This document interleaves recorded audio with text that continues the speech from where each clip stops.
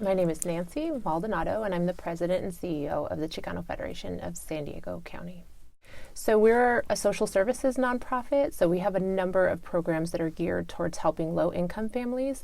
We do affordable housing, subsidized childcare, early childhood education, healthy nutrition, workforce development.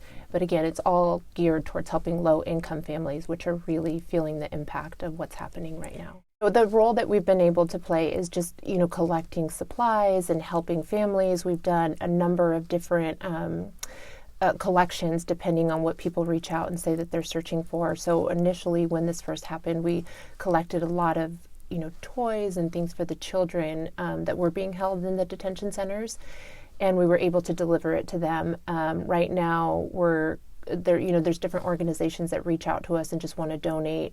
Right now we got a huge shipment of sleeping bags, so we'll be delivering those to some of the detention centers and even across the border.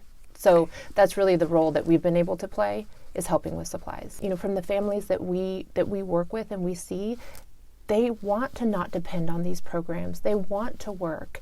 And a lot of times that's why they come to us, for example, for subsidized childcare, because they want to continue working and they're just not able to do that because of the costs that they have to endure. So what I see firsthand from the families that we work with is that they want to give back to our country and to, economically, they sometimes just need someone to help them do that. A number of months ago, I visited one of the detention centers, and for me, I saw a little boy. He was probably around the same age as my son. Yeah. So that was very impactful for me, because looking into the eyes of a little boy was really difficult. There was recently a story that kind of a situation that really stood out to me as my son came home from school, and he was in kindergarten, and a little boy had asked him if he was Mexican, and he said yes, and the little boy said, "Oh, well, you're going to be separated from your mom, right? Because you're Mexican. Donald Trump is separating Mexican kids from their parents." And of course my son came home and he was so upset, and so I had to have some very difficult conversations with him that really I don't think any 6-year-old should be having to have.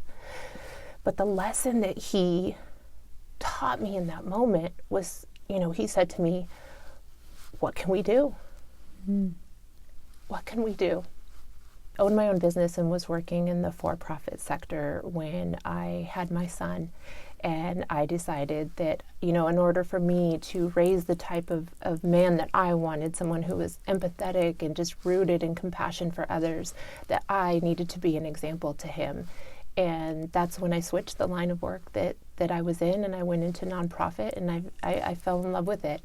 And every day I see the impact that my work has on him, and it's so meaningful. Primarily we work a lot with children, and especially at our preschool, one of the things that I've seen, and again, these are children that are the same age as my son, is very clear signs of trauma to the level that we haven't seen it before. And it's not unique to just our organizations. Other organizations that are doing the same type of work have said the same thing. Is it behavioral? Like what kinds of things you see?